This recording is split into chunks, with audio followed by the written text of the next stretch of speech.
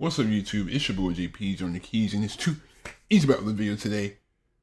This is a video that I know that a lot of people wanted, and I'm gonna bring it to you.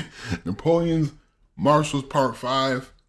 This video is 38 minutes long, so expect this to be almost an hour-long reaction. You know what I'm saying? I think I've been spacing out a lot of my content because I've been trying to create a lot more original content. Of course, I'm going to still do the reactions. I'm going to still do everything I've been doing. But, you know, I'm trying to show you, really trying to flex my creativity. You know what I'm saying? That's the point of being on YouTube, to flex your creativity. So, I'm probably going to write this script to the Pol Pot History's Biggest Villains. I'm going to do that first.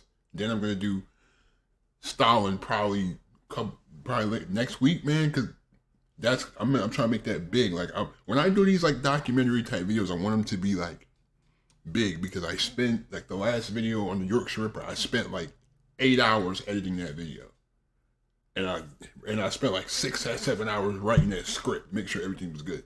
Like, I'm telling you, I'm putting time into these videos, bro. I'm not just pumping out little reaction video, boom, boom, boom, boom. Like, I'm trying to put time and effort into these videos now. So, sit back, relax. You probably gonna need a snack. Get you some water. You know what I'm saying? Drink some water. Now, drink some water today, man. But anyway, Napoleon's Marshals Part 5. Let's get to it, man. Terror belli, decus pacis. Terror in war, ornament in peace. The words inscribed on every French marshal's baton. In France, the title of Marshal or Maréchal goes back at least to the 13th century. It represents the highest possible position of military authority symbolized by a marshal's baton. The title was abolished during the French Revolution as incompatible with the egalitarian spirit of the age. But in 1804, Napoleon founded a new empire and restored the ancient rank. This is Epic History TV's guide to Napoleon's Marshals. All 26 have been ranked according to our own evaluation of their achievements as marshals, with expert guidance from Lieutenant Colonel Rémy Porte, former chief historian of the French Army. So far, we've met Marshals Pérignon, Brune, Serrurier, Kellerman, Grouchy, Moncey, Poniatowski, Jourdan, Bernadotte, Augereau, Lefebvre, Mortier, Marmont, Saint-Cyr, Oudinot, Victor, Murat, Bessières, MacDonald, Massena. Marshal Suchet. If I had two marshals like Suchet, I would not only conquer Spain, but capture. High praise. Louis Gabriel Suchet was born in Lyon, the son of a prosperous silk merchant. Plans to join the family business were derailed by the French Revolution. Suchet, an ardent Republican, joined the cavalry of the Lyon National Guard. In 1793, he was elected to lead a volunteer battalion, and at the Siege of Toulon distinguished himself by helping to capture the British commander, General O'Hara. He also made friends with a young Major Bonaparte. Look at Napoleon with the long hair drip. The long hair don't care, okay? The hair flowing in the wind, okay? Suchet went on to serve under Napoleon in his first brilliant campaign in Italy, fighting at Lodi, Castiglione and Bassano. Transferred to Massena's division, he led his battalion with distinction at Arcole and Rivoli, was wounded twice and promoted colonel. It was in Italy that Suchet learned the most valuable lesson of his career. For troops to be effective, they must be properly paid, clothed and fed, something the French Republic consistently failed to achieve. Thanks. You take care.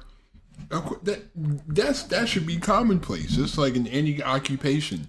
When the workers are well when the workers are maintained, are well paid, fed, taken care of, they perform well.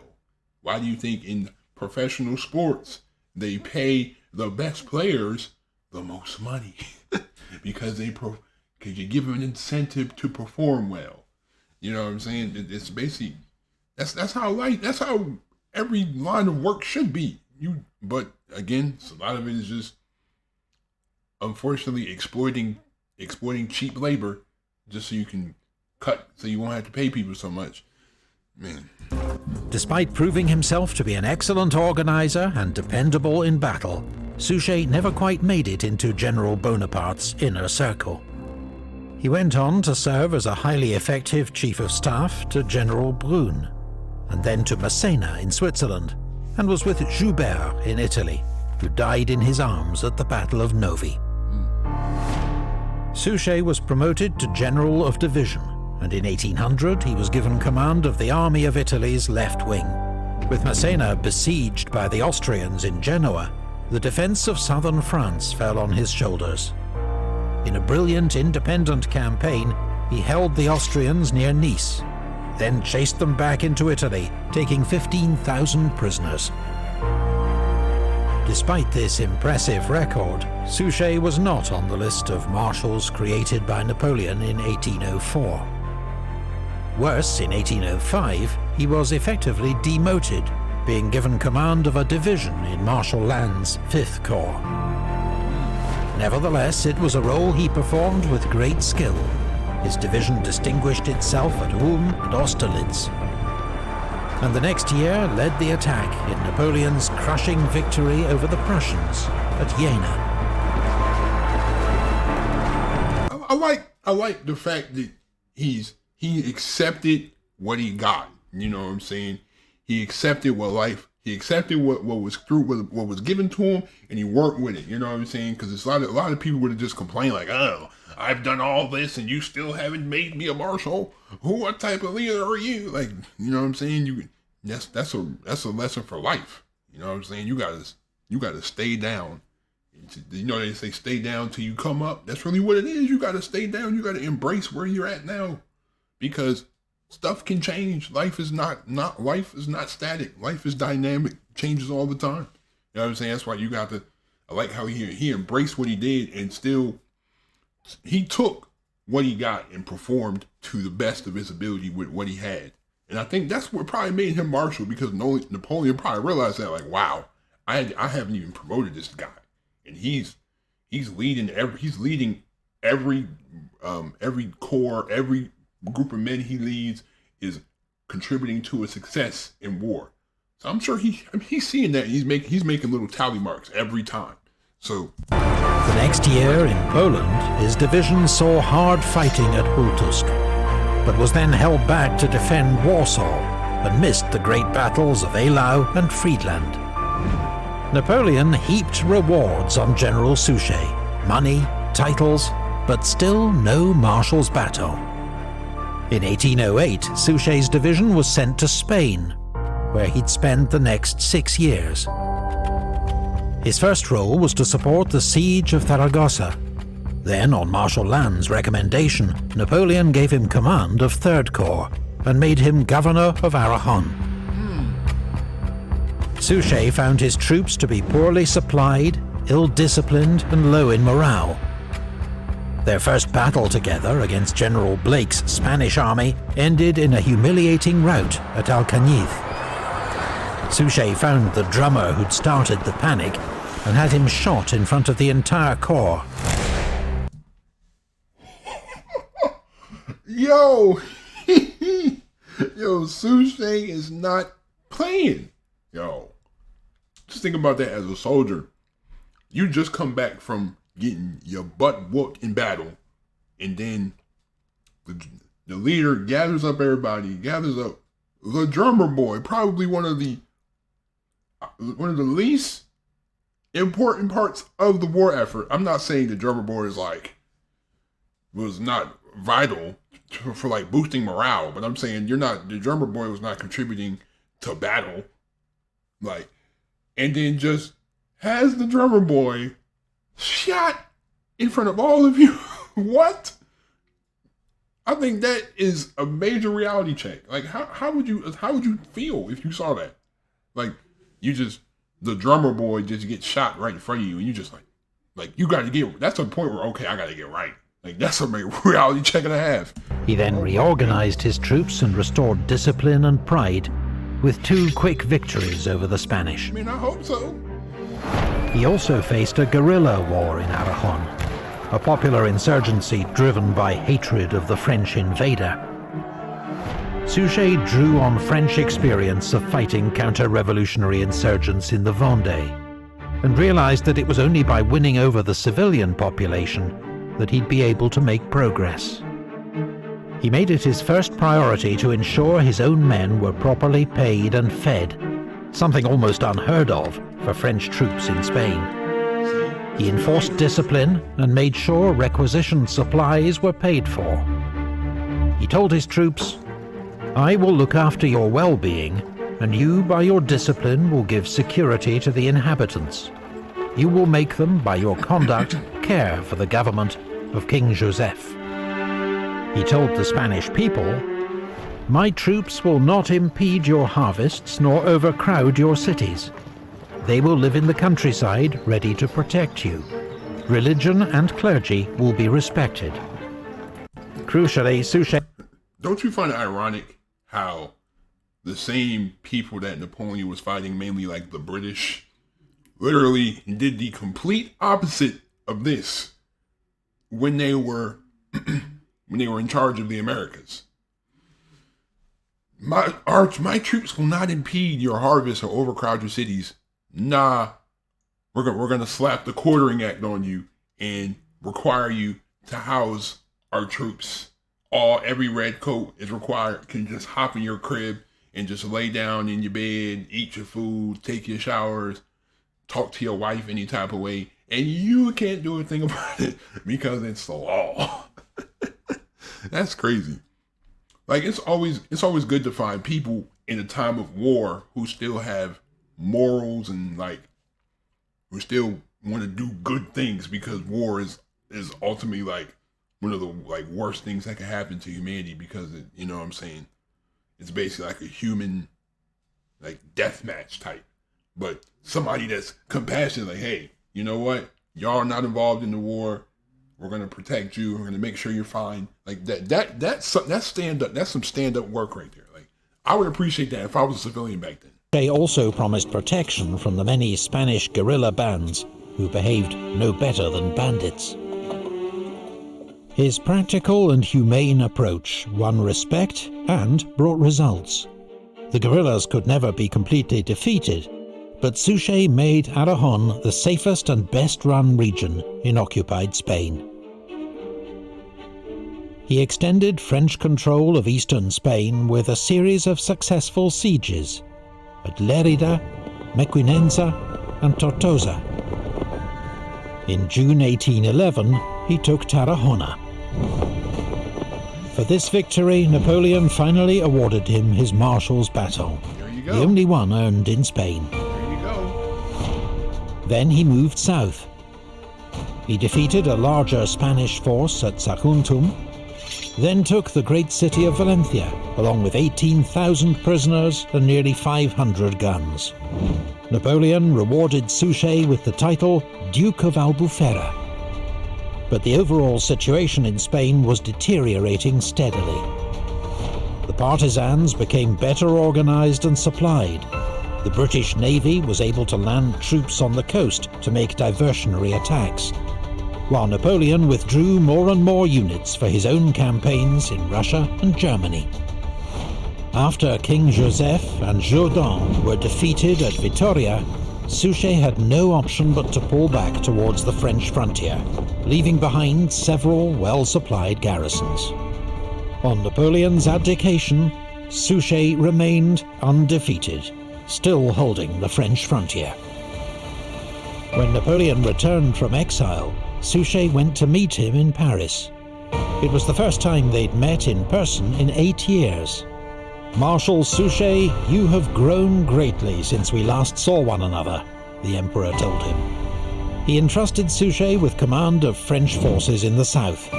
an important independent command for which few men were better suited. Yo, but like every time I think about it, you got to think about how much like just Napoleon was really like a reckless dude. Like this man literally, they force you to abdicate in 1804, and you come back like a decade later, and then you start another war.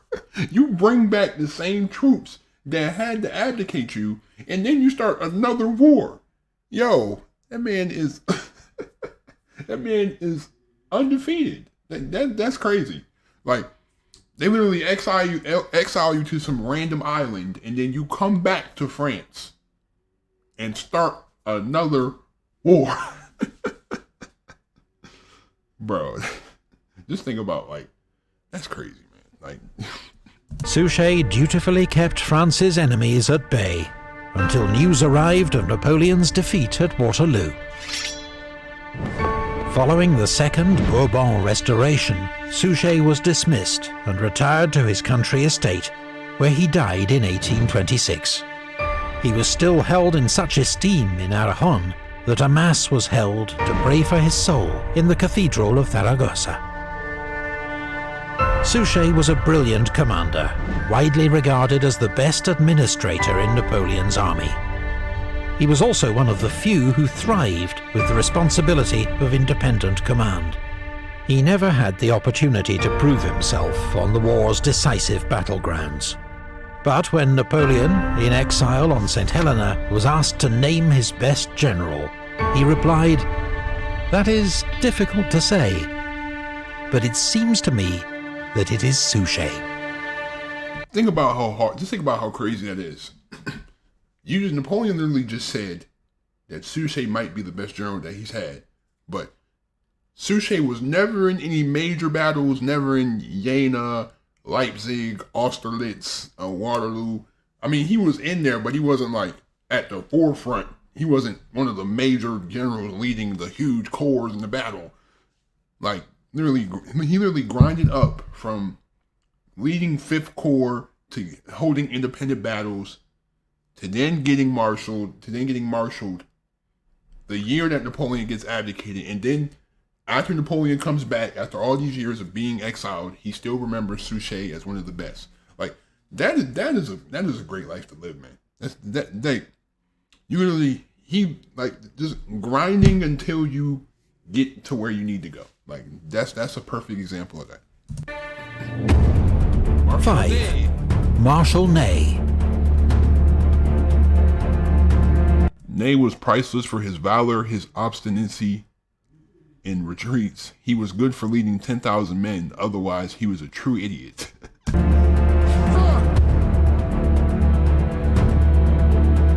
Michel Ney was a cooper's son from Lorraine, a German-speaking region of France on the eastern frontier. His father wanted him to become a clerk, but the young Ney, impetuous and headstrong, joined a hussar regiment instead. He soon distinguished himself as a fine horseman and fencer, and was a senior sergeant by the time of the French Revolution. When war broke out, Ney was made an officer, and became aide-de-camp to General Lamarche. His reports describe Ney as active, brave, and a skilled tactician. Ney served in the Netherlands and on the Rhine, fighting at Valmy, Jemappes, and near Winden. He was seriously wounded once and captured once. Fellow officers nicknamed Ney the Indefatigable. His men preferred Le Rougeau, the ruddy or red-faced. The 30-year-old Ney was now a proven brigade commander, despite refusing promotion more than once, regarding himself as unqualified. In 1799, following glowing reports from General Bernadotte, he finally accepted the rank of General of Division. In 1800, Ney and his division played a major role in General Moreau's great victory over the Austrians at Hohenlinden. This brought him to the attention of France's new first consul, Napoleon Bonaparte, with whom he'd still never served. Yo, that outfit is tough, bro. Got the all red overcoat hanging on the chair with the knee highs, and look like the elf shoes. Napoleon was drippy, bro. You can't say that he wasn't dressed right, bro. That's fire for 1799. That's some fire dress. My man was dripped out in the all red with the knee highs.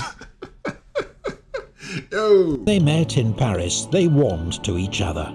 Napoleon entrusted Ney the delicate task of imposing his act of mediation on Switzerland, which he carried out with swift efficiency.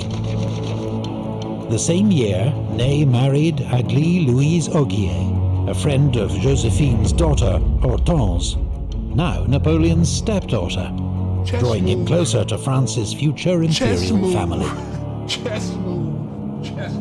In 1804, Napoleon proclaimed a new empire, and Ney was made a marshal. Power move. The next year, he was leading 6th Corps to war against Austria. Right. He was accompanied by Colonel Henri Jomini, a Swiss officer and military theorist. Ney had been quick to recognize his talent, giving him a job as his aide-de-camp and helping to publish his work. Jomini would win fame as one of the 19th century's great military thinkers, and served Ney well as his chief of staff on several campaigns. During the advance against the Austrians, Jomini encouraged Ney to ignore orders from Marshal Murat that would have allowed the enemy to escape. Their decision was vindicated when 6th Corps won a brilliant action at Elchingen that closed the trap on General Mack's forces at Ulm. Ney's corps missed the Battle of Austerlitz, but was in action against the Prussians the following year. There had already been signs that Ney's aggressive instinct, which made him a brilliant tactical leader, could also get him into trouble. At the Battle of Jena, Ney ignored his orders and charged straight at the Prussian lines. Becoming cut off, his troops had to be rescued by Marshal Lannes' corps.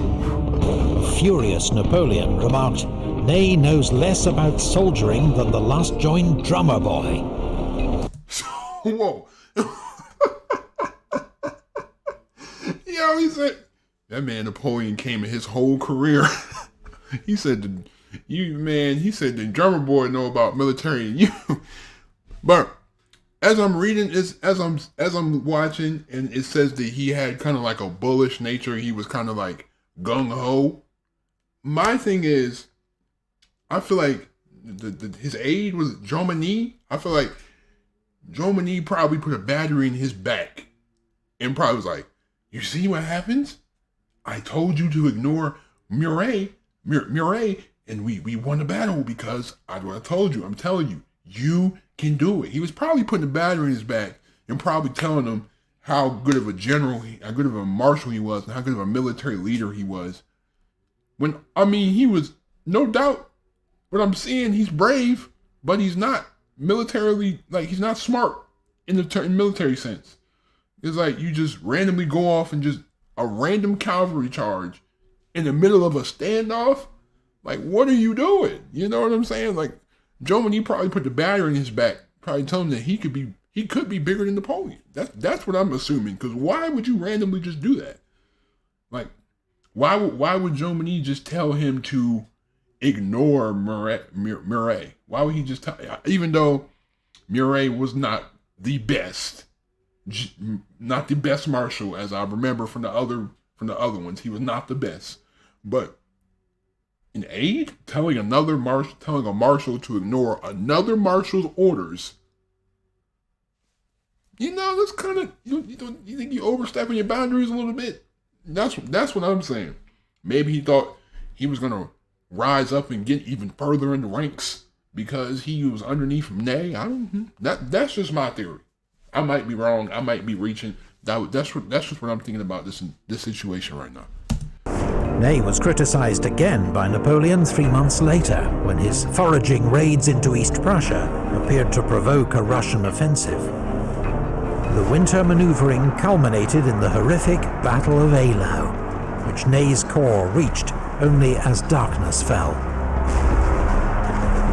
That summer, Bennigsen's Russian army launched a surprise attack, hoping to encircle and destroy Ney's 6th Corps near Gutstadt. Ney, outnumbered 4-1, conducted a brilliant fighting withdrawal and escaped the trap.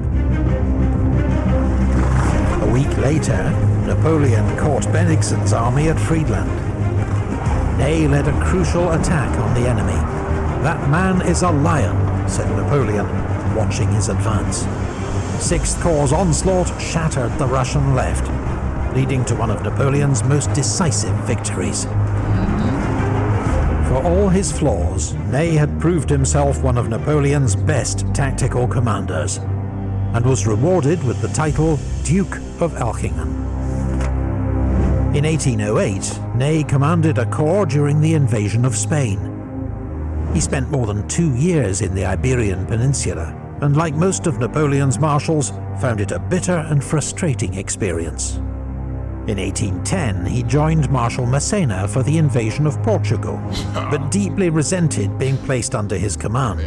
He criticized every decision, helping to create a poisonous atmosphere at French headquarters. The French advance on Lisbon came to a halt at the lines of Torres Vedras. Oh, I remember this one. During the subsequent retreat, Ney again demonstrated his brilliant tactical skills, fighting a series of rearguard actions that kept Wellington's troops at bay. It's like, I'm seeing, it's like Ney, it's like what he does is like, he makes a terrible mistake and then he makes up for it so well that you literally forget what he did. You know what I'm saying? It's kind of like the boyfriend that cheats on you all the time, and then like he buys you everything, and then you automatically forget what he did. That was a terrible analogy, but you get what I'm saying though. Like he'll make a terrible mistake, or he'll cost you a battle, but then he'll do something so crazy good that, wow, this man is brave, this man is excellent. You know what I'm saying? And you just seem to just put what he did bad on the back burner. You know what I'm saying? Like that's what I'm getting. Like I'm just looking and gathering like a consensus of who these marshals were. So this is my assessment of Ney right now. But Ney's fury at what he considered Massena's disastrous leadership boiled over into open insubordination. He was relieved of command and returned to France. But he did not remain in disgrace for long. Napoleon knew Ney's worth in battle, and that the army adored him. He'd been needed in Russia, and was recalled in 1812 with command of 3rd Corps. As the Grande Armée advanced deeper into Russia, Ney was always near the action, leading attacks at Krasny and at Smolensk, where he was wounded in the neck. Amid the slaughter of Borodino, Ney led his corps in attack after attack on the Russian earthworks. When they were finally taken, and he was told that Napoleon would not send in his reserves to follow up their hard-won gains, he exploded with anger. What business has the Emperor in the rear of the army? Since he will no longer make war himself, let him return to the Tuileries and leave us to be generals for him. It was typical of Ney's lack of restraint, but his blind faith in the Emperor did not survive Russia. Yo, man, you gotta be wildin'. Yo, well, obviously the Emperor needs to be in the back if he's the one directing all the charges.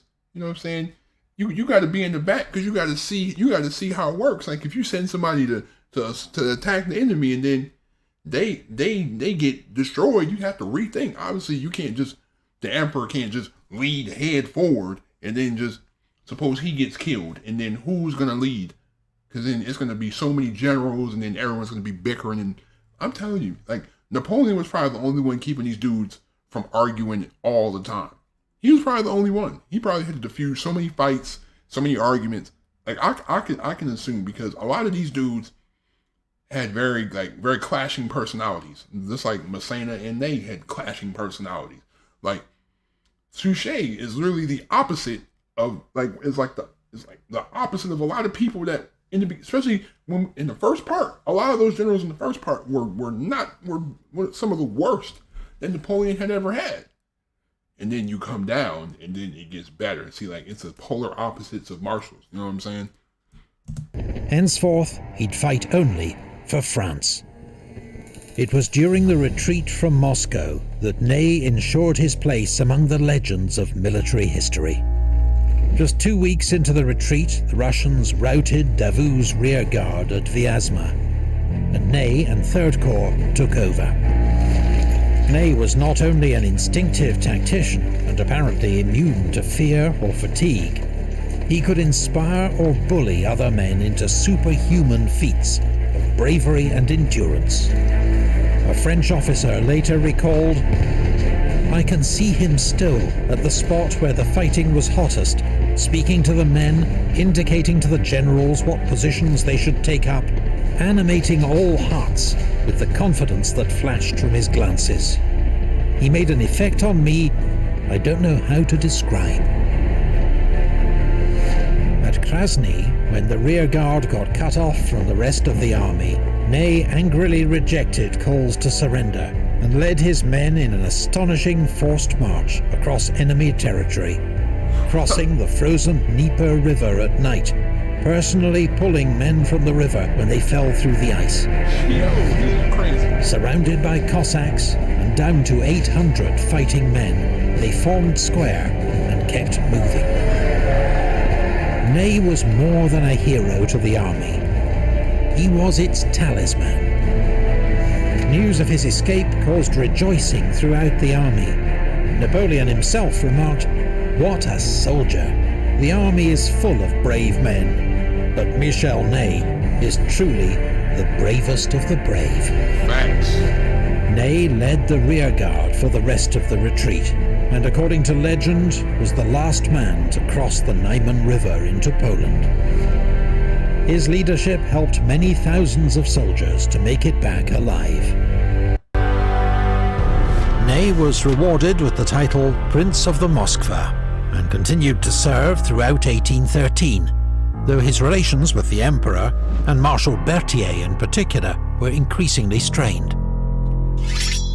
At Lützen, Ney was moved by the conduct of his young conscripts, who bore the brunt of Blücher's surprise attack, but fought back bravely, helping to win victory.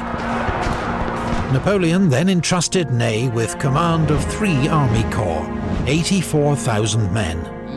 But the plan for him to fall on the enemy's flank at Bautzen went awry. Badly drafted orders led to delay, and the coalition army was able to escape. Ney fought in the Emperor's great victory at Dresden, but 10 days later at Dennewitz, his limitations as an army commander were horribly exposed. Throwing himself into an attack, he lost control of the battle, and was badly beaten by Bernadotte's Army of the North. Ney was devastated by his defeat, but Napoleon kept him in command of his northern wing. At the gigantic 4-day Battle of Leipzig, he commanded the northern sector, holding the line until a shoulder wound on the last day forced his return to France. He rejoined the army in 1814 and fought in the defense of France, commanding the Young Guard, and personally leading a bayonet charge at the Battle of Montmirail. In April, Ney, outspoken as ever, was among the first to confront Napoleon with the reality of his position and force his abdication. Ney was feted by the restored Bourbon monarchy as France's greatest soldier, but he could not hide his contempt for the returning aristocrats who treated his family with disdain. When the king's niece reduced his wife to tears, Ney confronted her, shouting, "I and others were fighting for France, while you sat sipping tea in English gardens." Hey, yo, tell her, man. You don't know nothing. Mary Therese Charlotte, Duchess of and gourmet, nothing. I was out here risking my life, bullets whizzing by my head, in the freezing cold. You was in the house, with the fireplace, sipping tea. We're not the same. We're not the same. You can't relate to me. You can't relate to me. You know what I'm saying? The nerve. You know how people say now, the audacity. In February 1815, Napoleon escaped from exile on Elba and landed in France. Ney was horrified by the prospect of civil war and promised the king that he'd bring Napoleon back to Paris in an iron cage. But he soon saw that the army was flocking to Napoleon's banner. When Napoleon appealed to him directly as the hero of Borodino, Ney made the fateful decision to cast in his lot with the Emperor once more. When Napoleon advanced into the Netherlands in June to take on Wellington and Blücher's armies, Ney commanded his left wing. But he made a string of blunders. Against Wellington's troops at Quatre Bras, he was too cautious when he held the advantage. 2 days later at Waterloo, Napoleon left much of the tactical handling of the battle to Marshal Ney. It was a mistake. On his own initiative, Ney launched a series of mass cavalry attacks too early, and failed to launch any coordinated attacks on Wellington's position until late in the day. He had 4 horses killed under him, and personally led the last doomed attack by the Imperial Guard. Ney's courage that day was awe-inspiring, but his decisions helped to cause the French defeat. In the aftermath, Ney spurned several chances to flee France, and was arrested for treason by the restored monarchy. A military court refused to pass sentence, so his case went to the Chamber of Peers. With the king's allies demanding that an example be made of Ney, the outcome of his trial was never in doubt. 5 of Ney's fellow marshals were among a large majority who voted for the death penalty. On the 7th of December 1815, he was marched into the Luxembourg Gardens in Paris. Soldiers, when...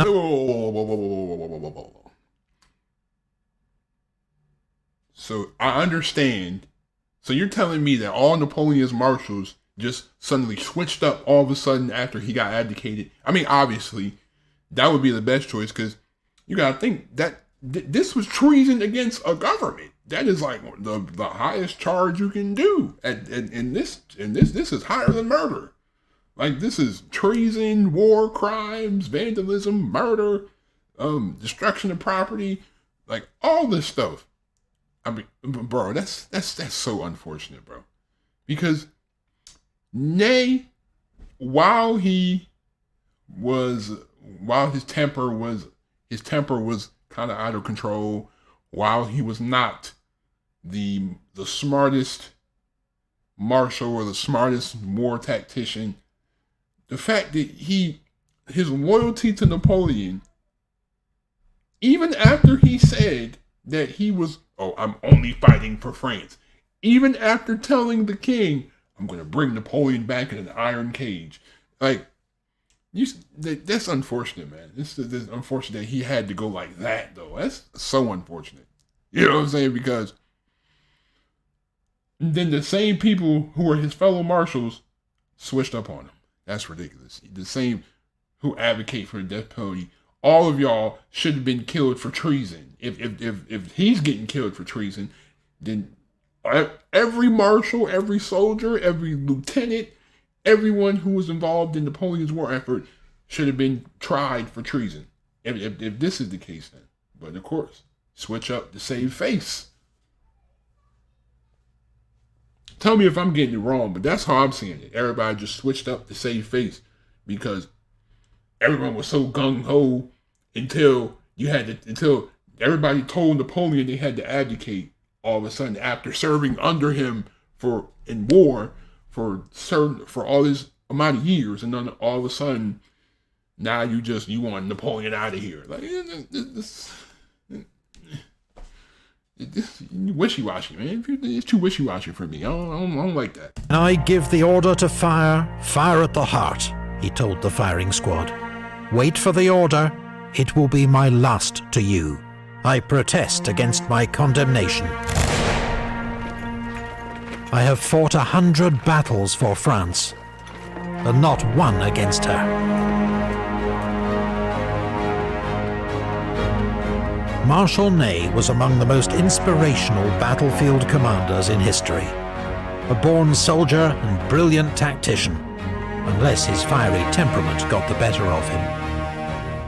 He lacked the confidence for high command, but under the Emperor's supervision, he proved one of the Grande Armée's greatest combat leaders. I still feel like he shouldn't have been killed. That was unfortunate, bro. I understand he might not have been the smart, like, you couldn't be doing like Suchet and have him independently command the army. He might talk bad about you, but you gotta commend the man for being brave and being just showing up to his job, showing up to fight every time. But that's just unfortunate the way he went out though. He didn't go out and battle. He got killed by the government from his own country.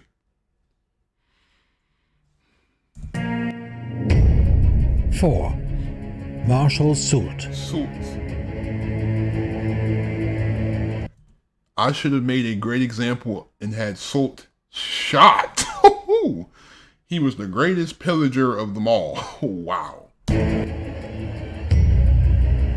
Jean de Dieu Soult was from a small town in southern France and enlisted in the Régiment Royal, aged 16. He became a tough, capable sergeant, and in the build-up to the Revolutionary Wars, joined a new battalion of volunteers as their drill instructor.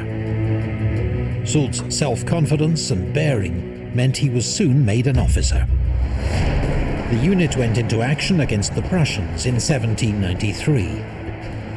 In a brutal baptism of fire, half the battalion became casualties, though Soult's own conduct was praised.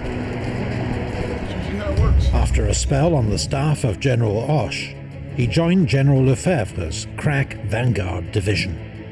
Soult learned much from Lefebvre, a future fellow marshal, serving first as his chief of staff and later as his best brigade commander. Soult's rise from sergeant to brigadier general took less than 3 years.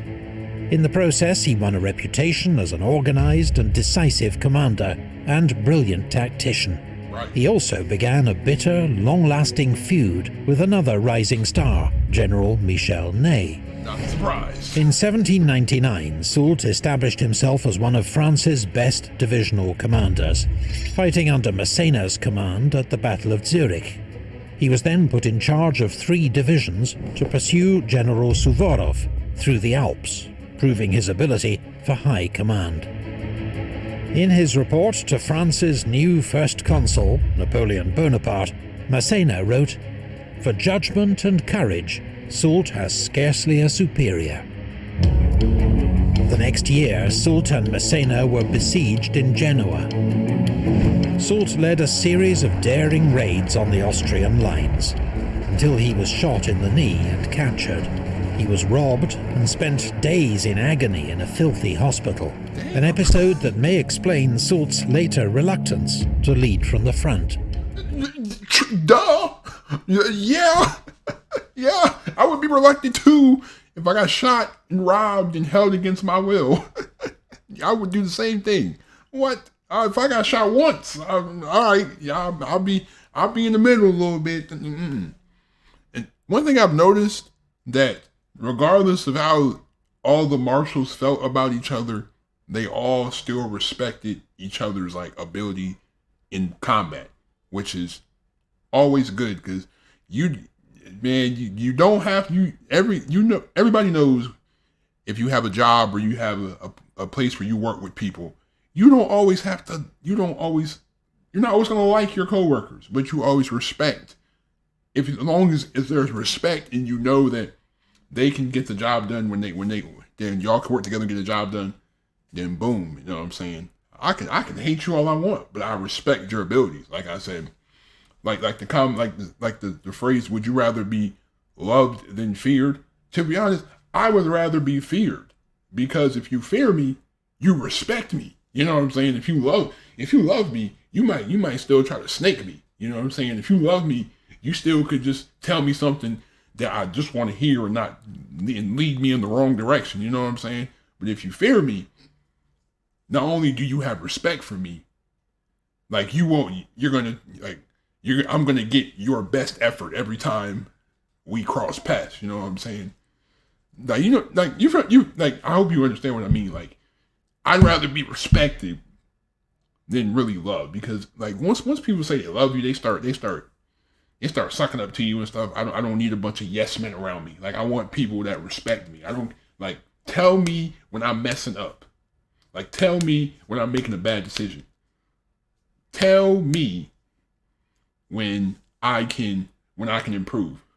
To be honest, the only really advantage to having people that love you, I mean, there's advantages. Of course, you have loyal people, and they can do anything they'll do anything you ask them. But I'd rather have you respect me than just be a yes man and be some crash dummy for me. You know what I mean? On his return to Paris, Soult received a hero's welcome from Napoleon.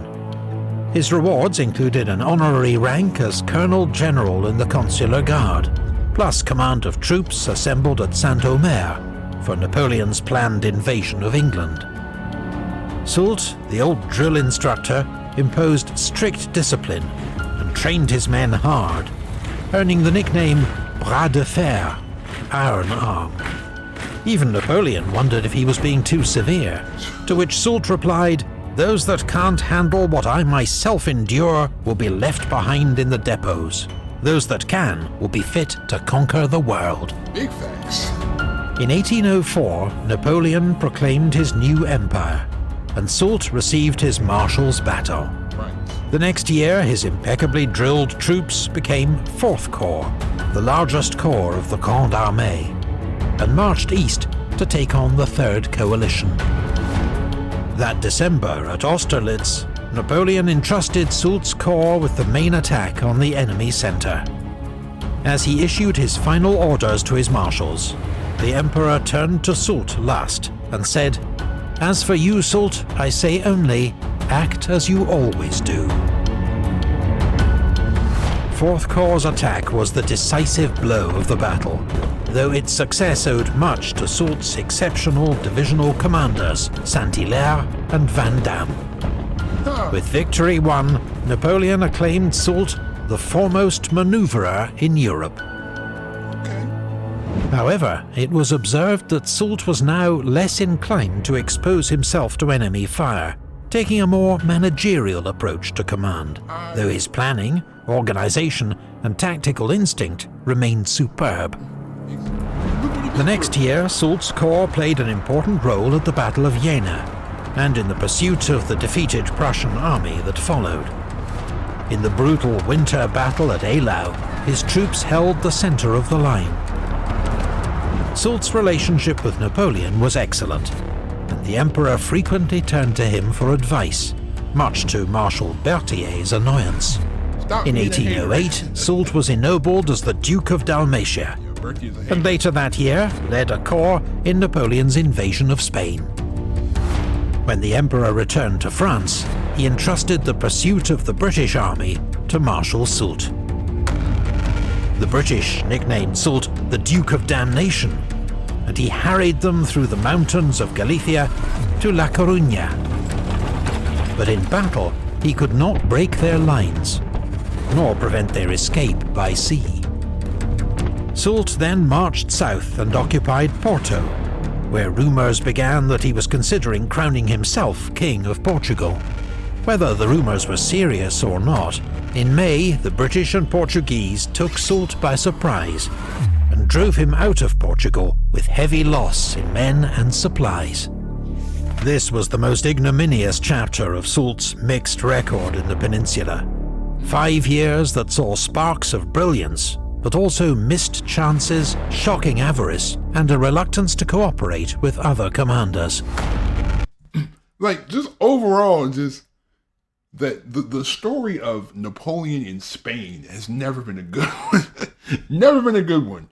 Like, because he had Spain almost, and then Portuguese and the British just kicked him out. You know what I'm saying? Like, like everything, but, and that's probably the most crucial country you could have had, because literally Spain is right underneath France.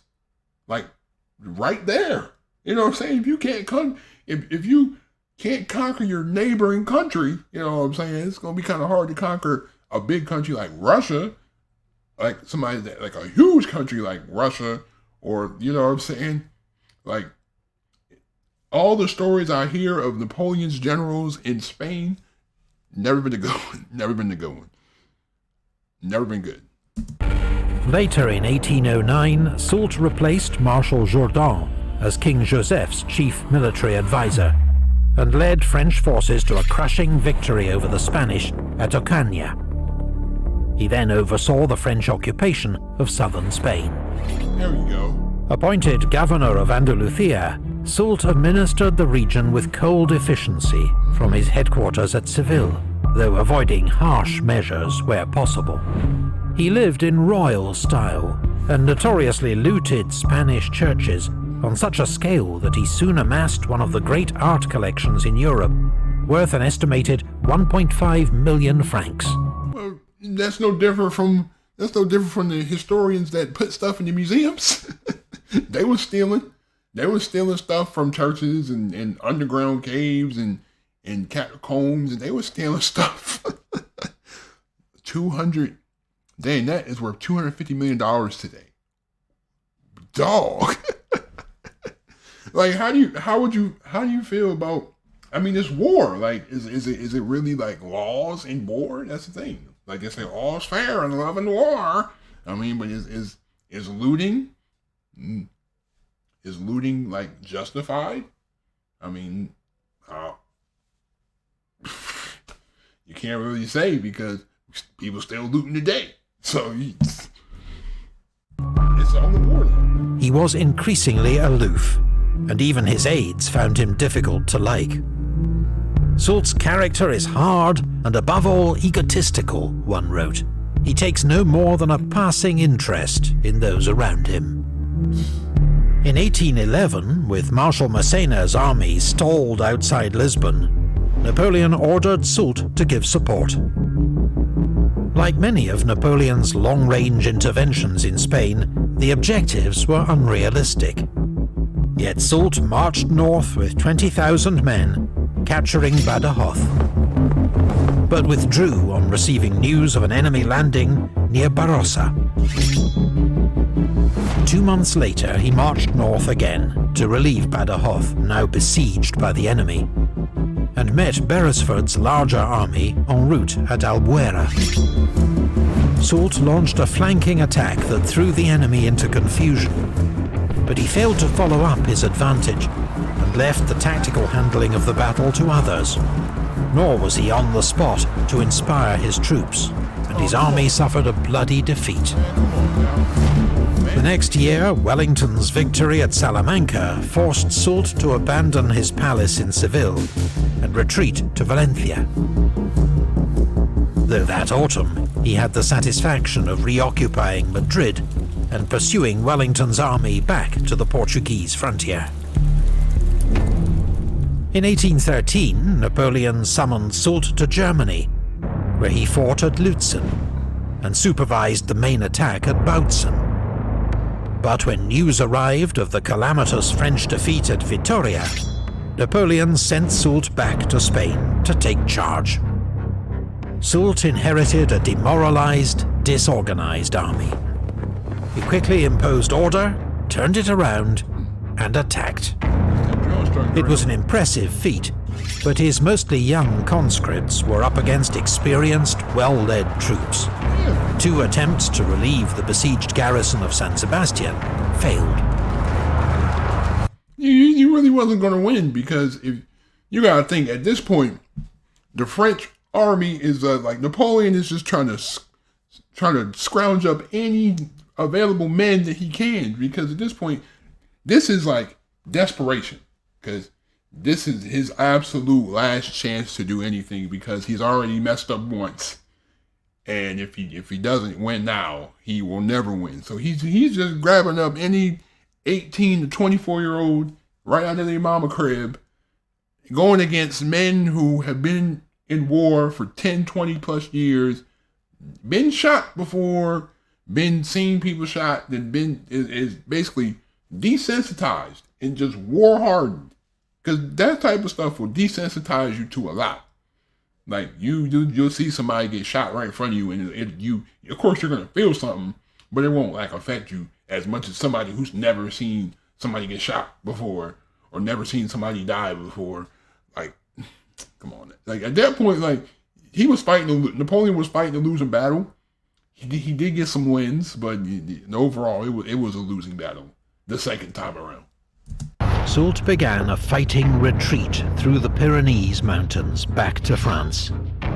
Despite the limitations of his demoralized conscripts, he ensured Wellington's army had to fight every step of the way, counter-attacking whenever possible, and offering resistance till the end, even as Napoleon's empire began to collapse.